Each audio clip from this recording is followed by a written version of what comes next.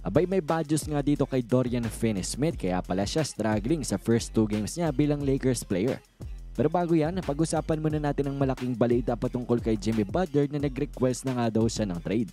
Well, sabi ni Shams Charania mga idol, Jimmy Butler has indicated to the Miami Heat that he wants the team to trade him at open nga daw si Jimmy na maglaro sa kahit anong team basta hindi lang dito sa Miami. And well, may preferred destination nga daw itong si Jimmy kung saan nasa listahan niya itong Phoenix Suns, itong Dallas Mavericks, ang Houston Rockets, pati na rin Golden State Warriors. Yan nga mga idol ang mga gusto niyang puntahan. At ito nga rin pakinggan natin itong ang post-game interview ni Jimmy Butler na talaga nga namang nag-viral dahil nga sa kanyang mga sagot.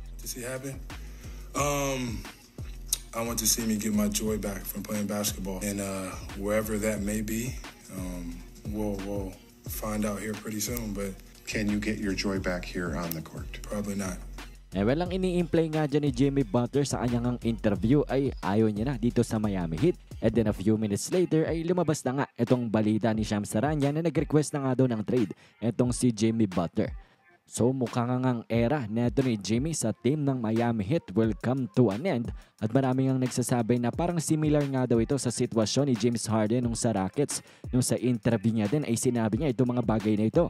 I mean, this situation is crazy. You know, it's something that I don't think can be fixed. So,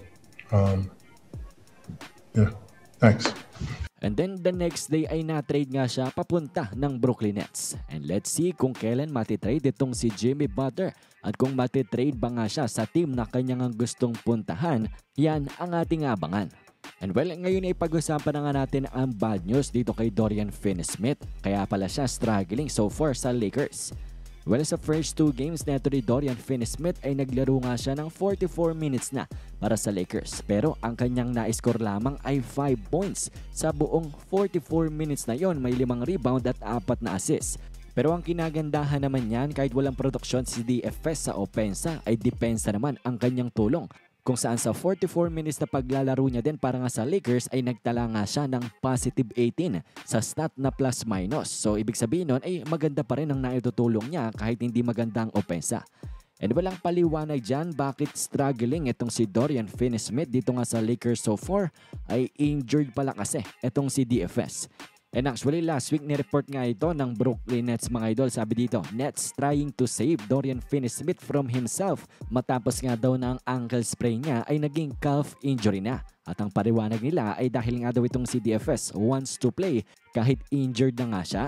And that explains a lot of things mga idol kung bakit nga rin itong si Coach Redick ay hindi siya masyadong pinapalaro at parang limitado nga talaga ang kanyang minuto at ang explanation din kung bakit nga siya struggling sa opensa nang dahil may iniinda pala siyang injury. And let's see mga idol kung ibabalita ba ito ng Lakers or hahayaan na lang nilang gumaling itong si DFS and work his way sa kanyang normal na paglalaro na ang production ay hindi lamang depensa kundi pati na rin opensa.